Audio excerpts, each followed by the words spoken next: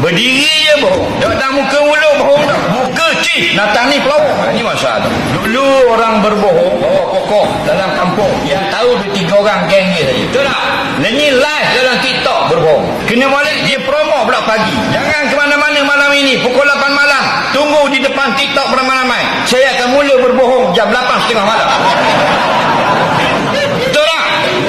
Seolah-olah ni 8,000 view, 5,000 view berbohong. 2 orang percaya 2 dosa, 2,000 percaya 2,000 dosa. Tulis sampai kiamat. Kalau fitnah orang dan sebagainya, akhirnya muflis. Dah cakap pelawak, cakap bohong, muflis. Nabi tanya ke, hantar tu namanya muflis. Ditanya sahabat, wahai sahabat, kamu tahu tak siapakah orang muflis? Jawab sahabat, mala lahu mata'u fi dunia wala dirhamun. Orang yang tak ada duit, tak ada harta, itu orang muflis. Nabi kata, bukan, itu orang bukan yang aku maksudkan.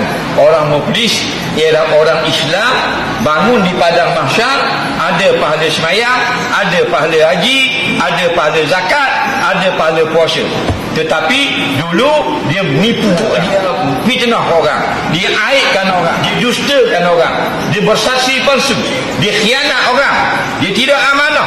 Maka dia ambil segala pahalanya, dibagi-bagi-bagikan pada mangsa yang dia tipu.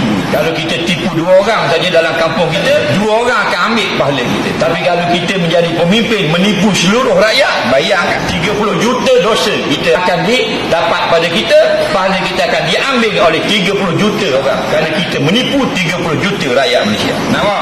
Habis dah pahala kita bagi ke orang yang kita tipu, Nabi kata akan diambil dosa rakyat, pikul latar belakang kita, summa turihal pinar, kemudian dilempar dalam api neraka.